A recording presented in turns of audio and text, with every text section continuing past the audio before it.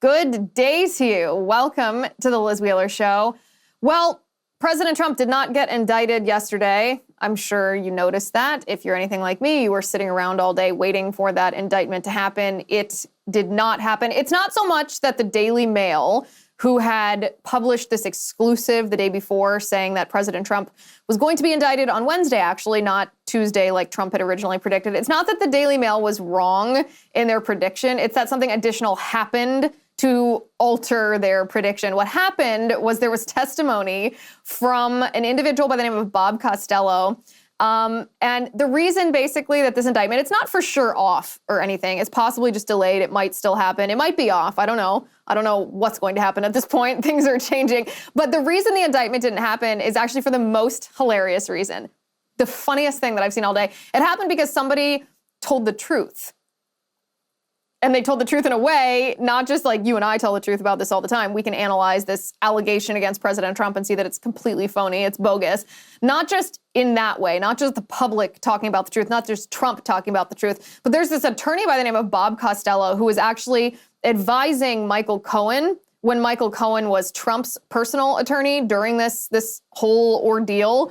And this attorney that had been advising Michael Cohen said that, and this is what he testified in front of the grand jury, that you can't trust anything that Michael Cohen says, which is so hilarious because this entire case, and I should put case in quotation marks, this quote unquote case against President Trump is built on what Michael Cohen has said, that Michael Cohen claimed that Trump was in on this, meaning that there was this NDA, this non-disclosure agreement. You can also call it hush money, whatever. It's the same thing. It's legal. People do it all the time.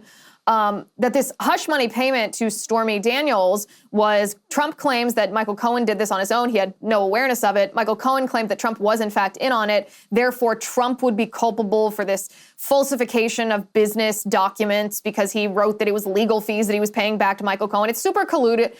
It's super ridiculous, confusing, and dumb. It's the thinnest case possible. But Bob Costello had been advising Michael Cohen at the time and now says that Michael Cohen can't be trusted. So this entire case built on this claim from Michael Cohen is now what? Like, are you supposed to continue with a case when the one person that you're building this case around is being exposed as a liar? So that happened, which got a grand jury. The grand jury was supposed to be convened on Wednesday. They were supposed to hear for one final witness. And suddenly, out of nowhere, the grand jury, this testimony gets canceled. The grand jury is told they don't have to come in that day, that they can wait until the next day. And then we have this. I want to bring this up because I want to read this to you word for word. Then we have a letter from 2018. This is from a lawyer of Michael Cohen's, not just an advisor, but actually like his lawyer. The guy's name is Stephen Ryan. And in this letter, Michael Cohen's lawyer, Stephen Ryan, says that Michael Cohen actually used his own money, $130,000 of his own cash, to pay off Stormy Daniels, that this wasn't Trump's money to begin with. It was Michael Cohen's money, and that the Trump organization and the Trump campaign, nobody involved in either of those two things had any idea that Michael Cohen had individually decided to use his own money to pay off Stormy Daniels. This is what the letter reads. Let me read it to you. I'm writing on behalf of my client, Michael Cohen, in response to your letter dated January 30th. This is addressed to the Federal Election Commission, by the way. Specifically, Ryan writes, this letter responds to the complaint numbered MUR 7313, which was filed with the Federal Election Commission by Common Cause and Paul S. Ryan. In a private transaction in 2016, before the U.S. presidential election, Mr. Cohen used his own personal funds to facilitate a payment of $130,000 to Ms. Stephanie Clifford. That, by the way, is Stormy Daniels' legal name. Neither the Trump organization nor the Trump campaign was a party to the transaction with Ms. Clifford, and neither reimbursed Mr. Cohen for the payment directly or indirectly. Contrary to the allegations in the complaint, which are entirely speculative, neither Mr. Cohen nor Essential Consultants, LLC, made any in-kind contribution to Donald Trump for President, Incorporated, or any other presidential campaign committee. Mr. Cohen has not been a government employee during any of the relevant time period. The payment in question does not constitute a campaign contribution or expenditure, and therefore the FEC lacks jurisdiction over this matter. The complainants have not and cannot present any evidence to the contrary. Accordingly, the complaint should be dismissed. Now, the interesting part of this might seem really obvious to us, but the interesting part of this is if President Trump did in fact falsify business documents, first of all, no one cares because this is such a piddly little thing that literally no one cares. But accepting the premise for the sake of this argument for 1 second, even if he did, that would be a misdemeanor, right? A misdemeanor. The only way, or the only reason, the only justification for elevating that to a felony would be if this district attorney in Manhattan, Alvin Bragg, had reason to believe that the falsification of the business document, meaning that Trump said that he reimbursed Michael Cohen for a legal expense when it wasn't a legal expense, if this was done with the intent to cover up another crime or to commit another crime. And the allegation is that that secondary crime was this campaign finance violation, which even Michael Cohen's own lawyer is now saying that was never the case. This had nothing to do whatsoever with the campaign. So now Alvin Bragg might be in a situation where he was intending to elevate this piddly misdemeanor into a felony and accuse Trump of another crime. But now a key witness who was advising Michael Cohen at the time had the audacity to tell the truth under oath in front of a grand jury, and the whole case came crumbling down. So I don't know what's going to happen. I don't know what's going to happen tomorrow. I don't know what's going to happen later today. I don't know what's going to happen over the weekend. I don't know what's going to happen next week. The indictment, maybe it still will happen. These people were obviously not interested in the facts from the beginning, but the chances of an indictment, if there's odds on this, the chances just got a little bit less. The chances of this indictment got a little bit less. Also, yesterday I was right about something really important, and I am going to take a moment and brag about that. So let's get to it.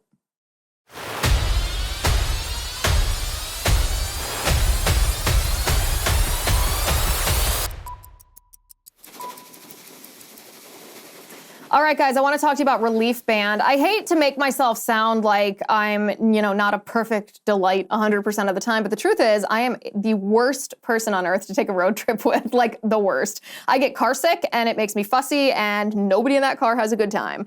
When I get nauseous, I will do almost anything it takes to feel normal again. And I don't mean using pills that make you feel drowsy or cheap sweatbands that just press on your wrist. There's actually nothing worse in my mind than when a product says it's going to do something, but then it actually doesn't do that thing. When it comes to relieving nausea, Relief Band is the real deal. You've got to check out Relief Band. Relief Band is the #1 FDA-cleared anti-nausea wristband that has been clinically proven to quickly relieve and effectively prevent nausea and vomiting associated with morning sickness, but also with anxiety, migraines, hangovers, morning sickness, chemotherapy, and so much more. Forget the days of nausea pills that make you groggy and exhausted. It's like the name says, Relief Band is legitimately a band you wear on your wrist to give you relief from nausea. And by the way, you can change the intensity of the band depending on how you're feeling to make it stronger or weaker. Relief Band actually works, and right now I've got a great offer for you. If you go to reliefband.com, you can use my promo code Liz, and you will get 20% off plus free shipping. So head to reliefband.com. It's spelled RELIEFBAND.com. Use my promo code Liz for 20% off plus free shipping. Reliefband.com, promo code Liz. Okay, so I'm not one to necessarily brag about it when I'm right. I'm not going to sit here and pat myself on the back, but for a second I am, because I was right about something, and something that I got a little bit of flack for after the show yesterday, and that's the only reason why I want to talk about this for just a second. Yesterday, I said something in the show that I did not intend to sound bombastic. I did not intend it to be something controversial, but just inherently, the observation that I made was controversial when I said that in a perverse way, it seems that President Trump almost wants to be indicted because he perhaps understands the political benefit to him in the Republican primary for the 2024 presidential election if he were to be indicted. This would enrage his base, and rightly so. That's righteous anger. I would feel that rage. It would cause a lot of people to rally behind him as the 2024 presidential nominee, which he hopes, it seems, would, allow him to defeat the other primary candidates. And I know it sounds like a very controversial thing to say. It sounds very bombastic. It almost sounds like a nasty allegation to say, oh, this guy wants to be indicted. And I don't mean it like that at all. I'm simply observing politics. I'm simply analyzing politics. It's what I do for a living. Well, it turns out I'm right about this, that this observation, this analysis of Donald Trump's behavior, his reaction to this targeting by the Manhattan District Attorney was spot on. The New York Post reports, actually sources told the New York Post. So by the way, a little behind the scenes here, you probably know this, but when a media outlet says sources close to Trump tell us, it usually means either the candidate themselves, their press secretary, or someone in their immediate orbit with the authority to do something, or with the authority to to release this information. This is not like a rumor that someone near the candidate heard. This is usually an official statement given by the campaign to the media organization under the constraint that it be cited as just someone close to the campaign. But you can pretty much always assume it's the campaign itself. So sources tell the New York Post that Donald Trump actually wants to be handcuffed if he is indeed indicted. Now, the reports about this indictment originally were that, you know what, it's a former president. The Secret Service is never going to allow him to be handcuffed. And in fact, it would be disrespectful of that they're going to give him the opportunity to surrender himself, and that because he has Secret Service protection, it's not like he's a flight risk. There's no need to handcuff him. Even if he surrenders, he might be fingerprinted. He might have a mugshot. But let's avoid the perp walk. Let's avoid the handcuffs. And I hate to even say like, oh, good, they're showing a sign of respect, because fundamentally disrespectful to indict a president for such a stupid, invented, false, phony charge. However, sources tell the New York Post that Trump doesn't want that respect. That Trump says if he is indicted, he wants it to be a spectacle. He wants to be put in handcuffs. He wants to be dragged out of there because he thinks that it will be politically advantageous. Sources tell the New York Post that while Trump's advisors, the people around him, disagree, Trump says he doesn't care if people get shot because it will make him look like a martyr. Is this true? Is this not true? Who's to say? I was right yesterday when I said, perversely, it seems like Trump wants to be indicted. Hey, maybe Trump will pull an AOC. Remember when AOC put her arms behind her back when she was being marched out of that protest outside of the Supreme Court? She pretended she was in handcuffs when she was no such thing. No such thing. Hopefully President Trump doesn't pull something like that. However, all this being said, we didn't do the live stream on Rumble yesterday because President Trump wasn't indicted, but if he is at any point, we will, in fact, do that live stream. But the topic of the show today is one that absolutely cracks me up. We did this last year. We had a great time. I want to do it again this year. USA Today has issued their annual list of Women of the Year. Now you might say, Liz, I do not care about this. Aren't there more important things to talk about than USA Today's stupid list of like the 50 or 60 women that they think are so wonderful? And my answer to that is, this is very important, and I will tell you why. This is very important to pay attention to because, like it or not, you might not pay attention to USA Today. I might not pay attention to USA Today, but a lot of people do. The mainstream media is extremely influential. We pretend CNN doesn't make a difference. We pretend nobody watches MSNBC. We mock them for getting, for MSNBC getting slaughtered by Fox ratings, and all that's true. But it's a mistake for us to pretend that they do not influence and indoctrinate a lot of people in this country. They do. And we can relegate them to, hey, I'm never going to read you. I'm never going to pay attention to you. And if I happen to see a headline from you, I'm not going to believe it. But it's a mistake not to debunk the narratives coming from those outlets because those narratives take root in the minds of so many of the American people. So when USA Today drops an annual article like their Women of the Year, I want to analyze this because this is the left telling us what their agenda is for this upcoming year. The left is featuring these people, and I say people because it's not really all women. Spoiler alert.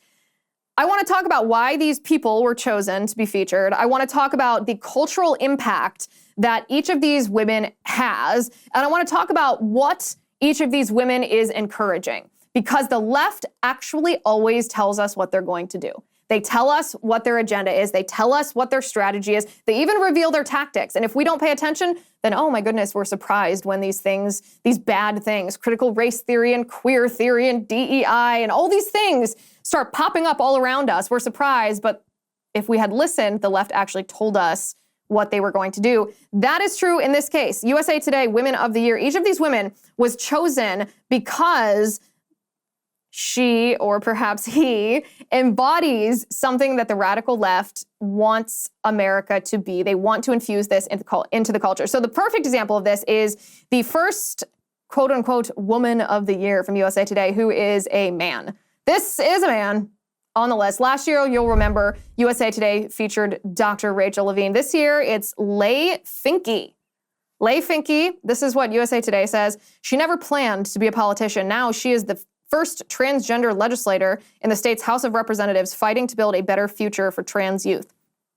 Lei Finke is a man, a biological man, which you can tell by looking at the picture, right? This is not even someone that looks female. This is someone that looks like an ugly dude with pink hair wearing a pair of earrings.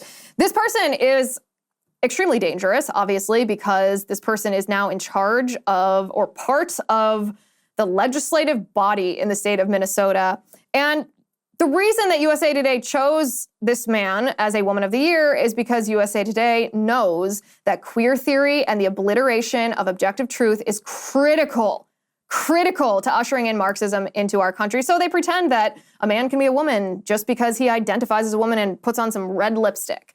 That, in fact, is not true. That in and of itself from USA Today is dangerous, but this individual, Lei Finke, is actually dangerous even aside from being honored by USA Today, because Lei Finke has proposed legislation to make Minnesota a, quote, trans refuge for kids.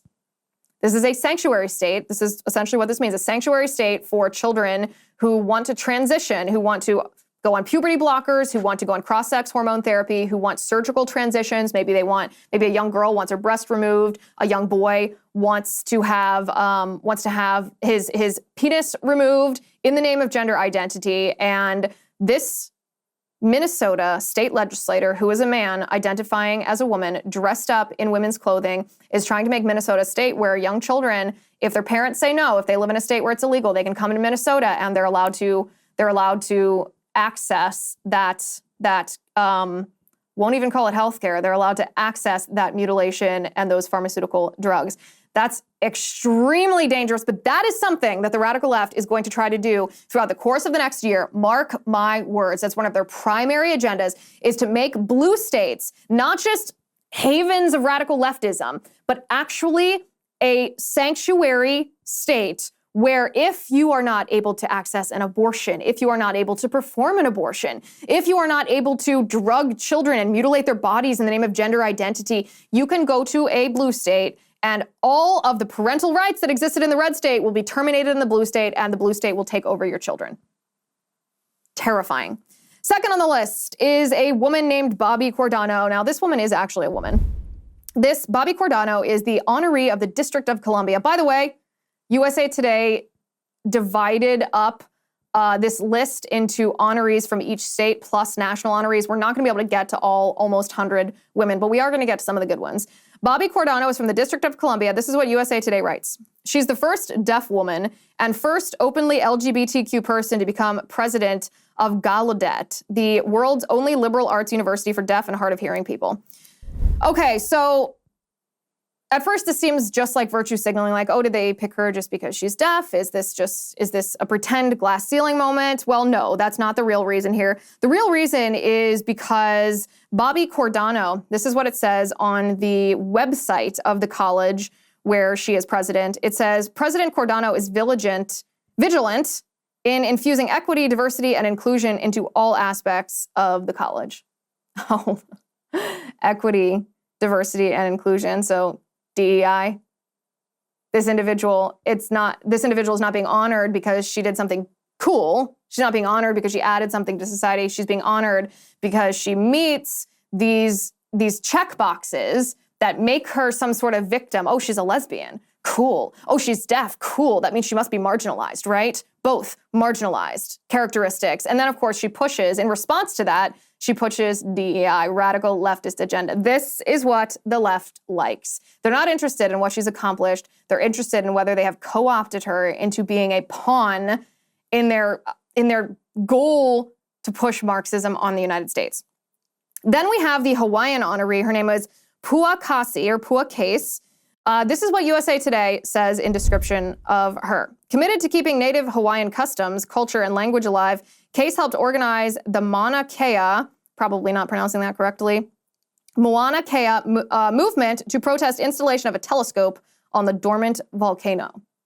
Okay, so at first glance you think, all right, maybe she just didn't want a big building on the side of a dormant volcano in Hawaii, but that's not really the crux of why USA Today picked her. This woman is a pagan. This woman believes that this mountain is sacred. This woman believes that a goddess lives in this dormant volcano. This woman believes that screaming out loud is a prayer to the goddess that lives in this dormant volcano. This woman believes that the United States, Hawaii in particular, is stolen land from the natives. You might recognize that. It's very popular right now in public schools and in college campuses to start instead of with a Pledge of Allegiance to start a class, but to start it with a land acknowledgement, a stolen land acknowledgement instead that says, we're on the land that was stolen by white colonialists from the indigenous peoples who were here first. It's a way of delegitimizing the entirety of the United States. If it's stolen land, then what even are we? We aren't, is the answer to that question. This woman is a pagan who believes that the United States, particularly Hawaii, is stolen land and is anti-Christian. Part of her activism has been resisting the Christian missionaries that were a prominent part of bringing Hawaii into the United States. This is why USA Today honors this woman, not because of her activism to keep a telescope off of a dormant volcano. That seems awfully obscure, even if there's no inherent morality or immorality into a telescope on a volcano. I don't really care one way or the other. There's nothing wrong with her not wanting it there. Maybe she didn't like what it looked like. Doesn't really matter. That is not why USA Today honored her. USA Today honored her because she's anti-Christian, she's a pagan, and she believes that the United States is existing on stolen land, which delegitimizes our entire country. Then we have our next woman of the year is actually also a woman. Thank goodness. Her name is Dacia Taylor. And I got to tell you, part of what this girl did is super, super cool. The first half of why she was honored is a legitimate reason to be honored. This is what USA Today says. This 19-year-old invented an infection detecting suture, then founded an inclusion-focused medical device company. I'm not your average science kid, she says. So First, the cool part. This is really cool. So think about if you have sutures, if you get stitches in the emergency room, or you get stitches after a C-section, after surgery.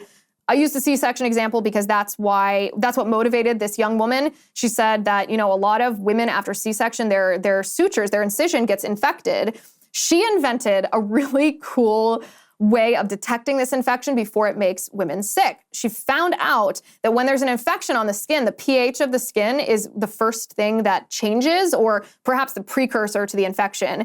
And she invented a concoction that's actually made of beet juice. Yes, red beets, beet juice that changes the bright red color of beet juice to a different shade when the pH of the surface on which it resides is also changed. So she put this beet juice into a type of suture so that when you sew up the incision and it's at a pH that's healthy, that would not beget infection, it's one color. But when the pH begins to change, which is the first sign of an infection, but hasn't otherwise been able to be detected until the infection has actually taken hold, the beet juice in the suture changes color and you can identify it.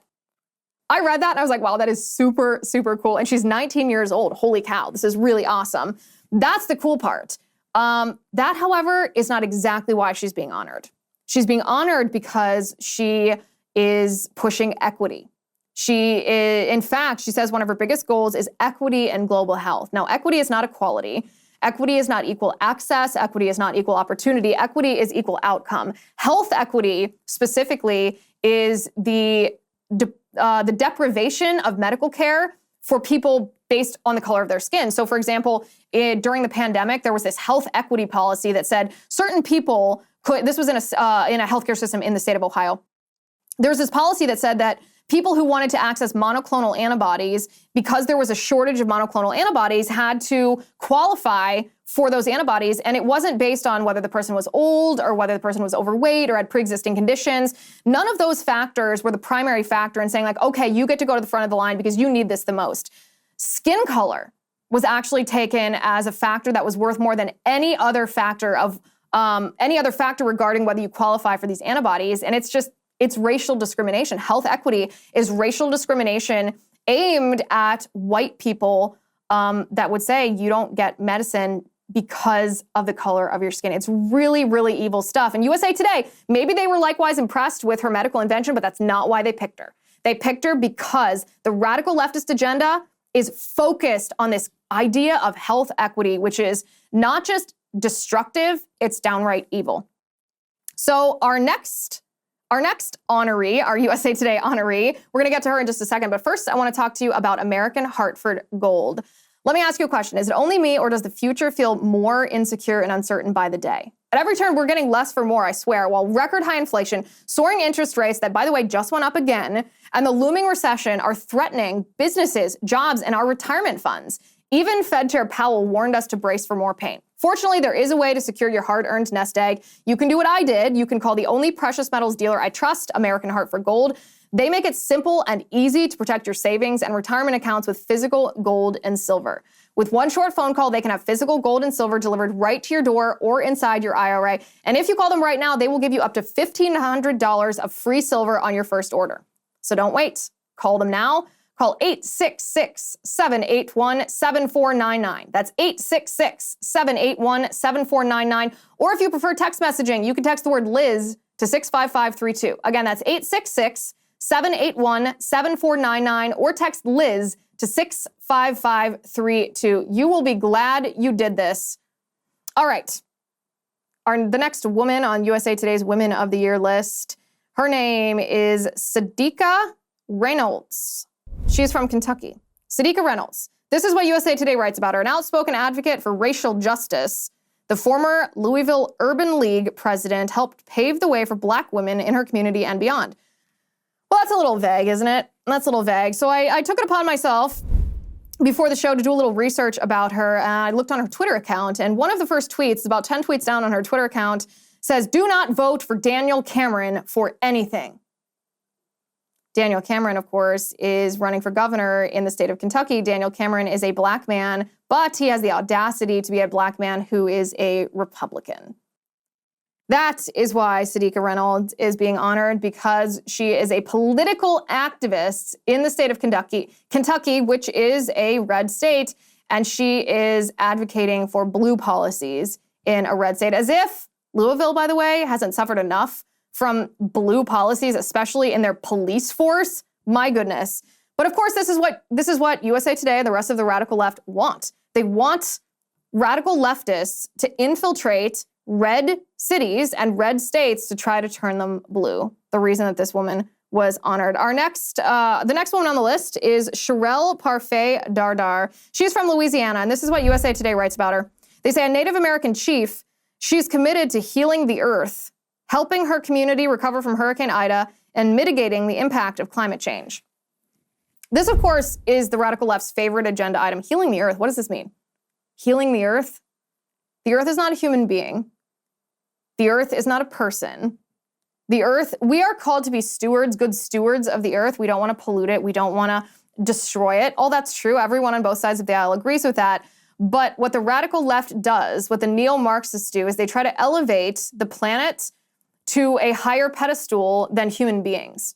And using language like this is a perfect example of this. They actually tell us that fossil fuels should be completely abolished and eliminated because it supposedly harms the earth. It supposedly emits CO2. Well, it does emit CO2, but supposedly, according to the climate change alarmists, that is what's going to cause the destruction of the earth, is CO2 from fossil fuels. So instead of thinking about the human impact of this, meaning if we abolish fossil fuels, we wouldn't have medicine, we wouldn't have clothes, we wouldn't have sterilization for medical instruments, which means that surgery would be so dangerous that it would be rendered obsolete. We wouldn't have gas-powered cars. We wouldn't have a way to heat our homes. We wouldn't have a way to cook on stoves. We would return to the dark ages almost. We would return to the pre-industrial globe where starvation and poverty and oppression and death was commonplace. The climate change alarmists don't care about that. They don't care about the human cost because they've elevated the planet to something of a status above human beings using phraseology like this: healing the earth, mitigating the impact of climate change. Well, let me tell you, Greta Thunberg just deleted her tweet from 5 years ago where she said if we don't abolish fossil fuels, that the planet would be incinerated by this time. The planet would be destroyed by 2023. It didn't happen, so she deleted the tweet. So mitigating the impact of climate change, maybe you don't have to worry too much about that. The next woman on the list from USA Today is a woman named Maura Healey. This is what USA Today writes. She is the first woman to be elected governor in her state and one of the first 2 lesbian women to be elected as governor of any U.S. state. Okay, something to note. Many of the very radical leftist activists who are women are lesbians. The leaders of the Black Lives Matter movement are lesbians. 3 lesbian women actually founded that organization. The founder, the author of the founding document of queer theory is a lesbian. And it doesn't make you anything special if you are a lesbian. It is not a characteristic that sets you apart. It's not a reason to be honored. It's like when Kamala Harris wrote that letter to the transgender TikTok star Dylan Mulvaney, congratulating Dylan Mulvaney for quote unquote being a woman for, I think Kamala Harris said, living authentically for the past year. She was congratulating him for supposedly being a woman when every other real woman in the country doesn't get congratulated for being a woman. We simply are. We simply live our lives and do our thing because we're women. That's who we are. And we don't need congratulation letters from the Vice President of the United States just for being a woman. That's what this is. Congratulating her for what? What accomplishment? Being a lesbian? Being a lesbian is not an accomplishment. But the radical left supports and pushes and advocates for and grooms people into LGBTQIA identities. There's a reason that 1 out of every 5 Gen Zers identifies as queer, identifies as LGBTQIA, compared to other generations where just a tiny fraction of individuals identified as non-straight. The left needs this. They need you to reject your inherent identity. They need you to reject objective truth and instead latch on to their invented identities if they're going to convince you to be the revolutionaries they need you to be to turn this nation into a Marxist nation. The next woman on the list is a woman named Nikki Clark. Nikki Clark, if we could show this one on the screen. This is what USA Today writes about her. She says young people, quote, have the answers. They have the solutions. Through her work with a nonprofit focused on empowering young people, she's determined to elevate their voices. 2 things. If you click if you click into her profile on USA Today, these little blurbs that we're showing are just the blurbs on the outside of this article. They have fuller profiles with interviews of each of these women if you click into it. And inside her profile, she used a phrase that I want to focus on for just a second. She said, equity work, which is what she focuses on, equity work requires so much self-reflection. And I thought, okay, so we've already established that equity is not equality. Equity is not equal opportunity or equal anything. It's equal outcome, which is discrimination. It is socialism. It's redistribution of whatever you're talking about, because in order to have equal outcomes, someone has to be deprived and someone has to be chosen as a winner when they wouldn't have otherwise been a winner. It is discrimination. She used a phrase that I want to talk about for just a second. She said, equity work requires so much self-reflection. We're going to talk about that phrase in just a second, but first I want to talk to you about stamps.com. Postage rates just increased again.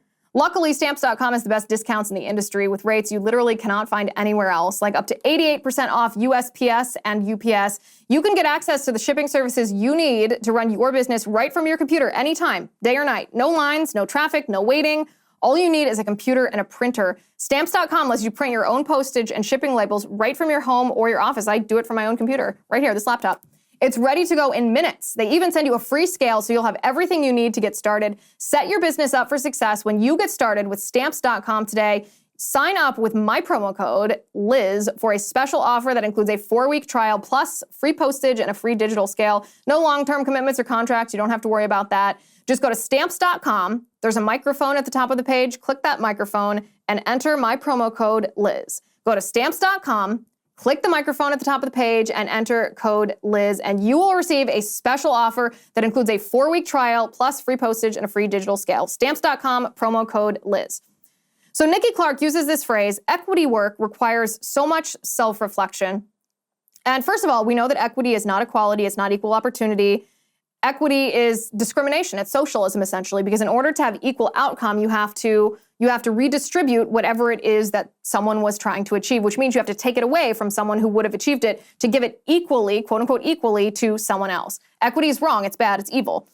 But equity work requires so much self-reflection is actually piling on these communist Marxist ideologies on top of themselves. Equity is both socialism and eventually socialism leads generally to communism. But this idea of self-reflection is not bad in and of itself. We were just talking about self-awareness on the show yesterday. But what she's talking about struggle sessions. She's talking about these self-loathing, actually Maoist. It's a Maoist idea. It's a re-education idea. It's like DEI training at work. If you have to go to sensitivity training or diversity training, you're going to that training because they want you to say, oh, I'm bad. I'm white and I propagate white supremacy just by being white. Therefore, I've come here so that you can tell me I'm bad and you can tell me how I need to think in order not to be so bad. Even if, of course, you're not a racist, you're not a white supremacist, and you're not inherently bad based on the color of your skin, obviously you're not. She's talking about equity work requires so much self-reflection. She is parroting this Marxist ideology, not to sound hyperbolic, but that's what it is. It's Marxist ideology. She's also parroting a specific Marxist when she says young people have the answers, they have the solutions. This is the Paulo Freire version of Marxism. Paulo Freire was a Brazilian Marxist who pioneered this twisted, warped idea in the education system that teachers shouldn't teach students, that was an oppressive structure, that teachers should actually learn from students because students' lived experiences were equally as valid to the quote-unquote knowledge that teachers teach children. Now, if you're laughing at this because this sounds so familiar, because this is where we are today in our country, where lived experience and your truth and my truth aren't the truth. There is no such thing as the truth. That is Paulo Freire's version of Marxism, and that is what she's echoing. This is why USA Today is promoting her, not because she's working with youth, because she's indoctrinating youth in Marxist ideology. Then we have the next woman on the list is Tiket Bromlett. She's from Oregon. This is what USA Today writes about her. The first Black woman appointed to oversee a U.S. winery. She founded the nonprofit Our Legacy Harvested, which champions diversity in the wine industry. I gotta tell you, when I read this, I started shrieking with laughter because honestly, who gives a rat's tail if the person making the wine is a Black person or a white person or a brown person or a tall person or a short person or a fat person or a thin person? No one cares. There is no inherent goodness or inherent morality to diversity in the wine industry. There's not systemic racism in the wine industry. There's not institutional discrimination in the wine industry. Therefore, there is no morality. There's no goodness in diversity for the sake of diversity, especially when it's advocated for in a way that actually means tokenism. She doesn't mean she's encouraging other Black people to just get involved in the free market, get involved in the wine industry. What she means is that she's advocating for DEI. What she means is she wants white people to be denied jobs based on the color of their race and Black people to be hired in jobs in the wine industry based on their race. That is bad. And that, of course, is why she's honored. The next woman is named Monica Munoz Martinez. She is the honoree from Texas. And you would think that maybe from Texas, there might be a conservative woman tossed in here. No. I actually didn't find a conservative woman or a woman who was outspokenly Christian in her beliefs in the entirety of this list of women. But Monica Munoz Martinez, this is how USA Today describes her. An associate professor at University of Texas and an award-winning historian, she works to make the history of anti-Mexican violence at the U.S.-Mexico border publicly accessible. This is interesting, isn't it? Because right now, in this moment in history, in 2023, USA Today has the opportunity to highlight so many wonderful women who are working around the U.S. border. Maybe someone from Border Patrol. Maybe a woman rancher who's been harmed by the cartels. Maybe someone who's escaped human trafficking by these coyotes. No. USA Today wants to highlight a woman who talks about violence that the U.S. inflicts on Mexicans because of the Mexicanness of the Mexican people. A little ironic, isn't it? A little ironic that we're not going to talk about the cartels and the drug traffickers and the human traffickers and the violence and the beheading and the rapes and the horrendous human rights violations happening down there. Not inflicted by the U.S., inflicted from the Mexican side on the U.S. The USA Today, of course, has a very clear agenda. The next woman whose name is Katie Quinones. This is how USA Today describes her. The executive director at what was the state's only abortion clinic, she vows to keep providing essential health care to women. Quote unquote, Dobbs did not break us, she says. She's from West Virginia, by the way. The only reason that she was highlighted is because she was the director of the only abortion clinic in the state. A woman of the year, USA Today calls her, because she presided over the exploitation of women who are mothers and the murder of their unborn children. That is anti-woman. That is so evil and so wrong. But this, of course, the reason we're talking about this list is not because you care about any of these women individually, just like I don't. The reason we're talking about this list is because USA Today highlights these women because they are showing us what their agenda is for the next year. This is what they are trying to infuse into our society. They're labeling these women as culturally influential because they want these women to influence culture. From Puerto Rico, the honoree is a woman named Irma Rivera Lassen. This is what USA Today writes about her. The first openly gay member of the Puerto Rico Senate, she's spent 4 decades pushing for anti-racism measures and LGBTQ+ and women's rights. Well, anti-racism is just a fancy word for critical race theory. LGBTQ+ and women's rights is usually just a fancy word for queer theory and abortion. This is what USA Today writes. They also, by the way, highlighted Michelle Obama. This is what they wrote about her. The former First Lady continues to share her story, which these days includes knitting, with the hope that it will help others see value in their own stories. Like, what? What does that even mean? Help others see value in their own stories. Michelle Obama is famous for having done nothing. Michelle Obama once told us that she was not proud to be American. And yet look at what she has reaped in America by being an American citizen. She's famous because of her husband's political career. She's a celebrity because the radical left controls Hollywood and they want to elevate her into some kind of position of influence, even though she's done nothing but claim that she didn't like being First Lady and she wasn't proud to be American, and she cried when she left the White House after Trump had been inaugurated. Absurd, absolutely absurd. Also, 2 entities that aren't individual women. These are groups of women that were honored. The women of the 118th Congress, USA Today has named as a Woman of the Year. This is their blurb. After the 2022 midterms, women hold a record 150 seats in Congress, 25 in the Senate and 125 in the House, and serve in key leadership positions.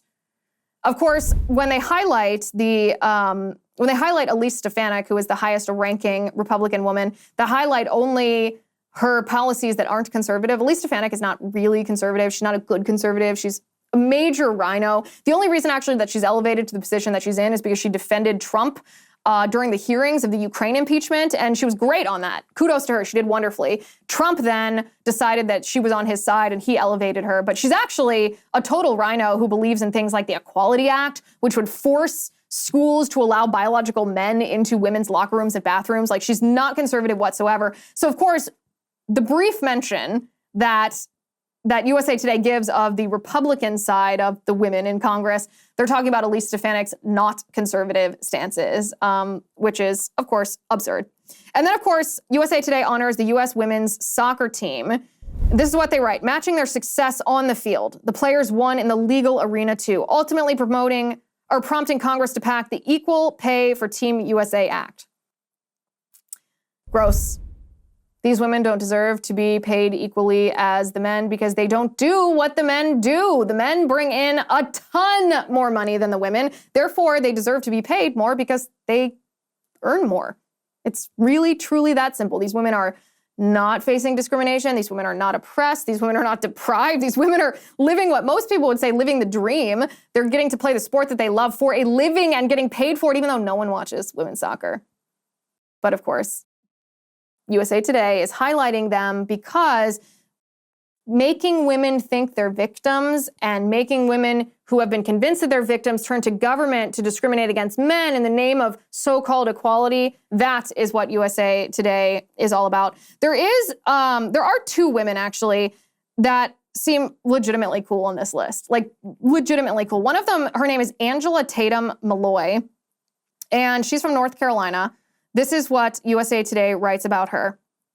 Through African-centered breastfeeding support, parenting education, and doula care, This Fayetteville resident works to improve maternal and infant health outcomes for Black families. Now, I'll be honest with you here and say I don't know what her political ideology is, and I actually don't care, because what she's doing is probably accidentally, maybe she knows this for a fact, I don't know.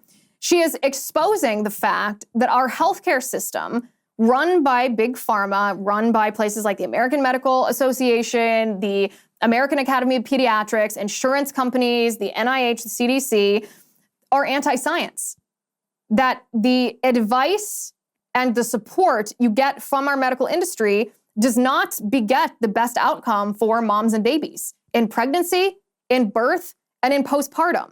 And that in order for moms to experience the best kind of healthcare, they generally have to go outside of the healthcare system. It's not because it's racist, it's because the profiteering, corrupt bureaucrats in government and terrible people in the private industry and the insurance industry and in big pharma would rather profit off of us than actually compete to provide good healthcare. So it's really cool that she is advocating for breastfeeding support and doula care, which oftentimes means that you have a better birth outcome, a better birth experience. That's really cool, and I'm happy to see that. The other woman that is doing legitimately badass things is Karima Morris.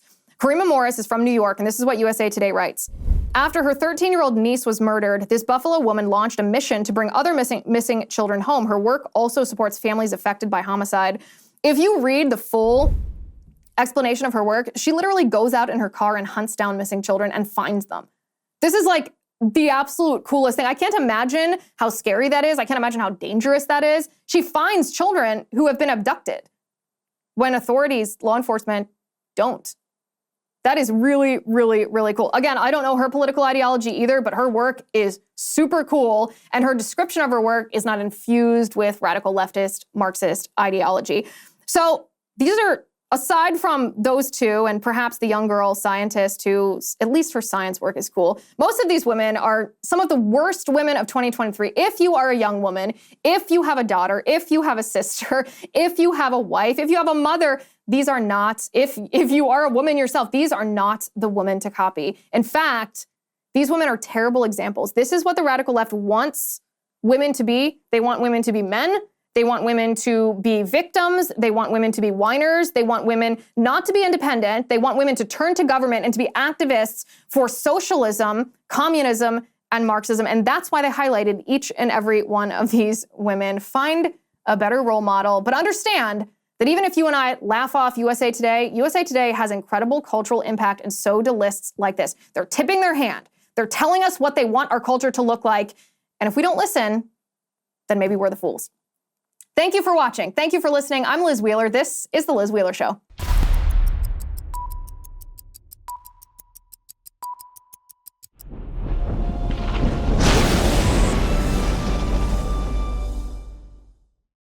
If you haven't already, give this video a thumbs up, hit the subscribe button below, and ring the bell to make sure you never miss a video.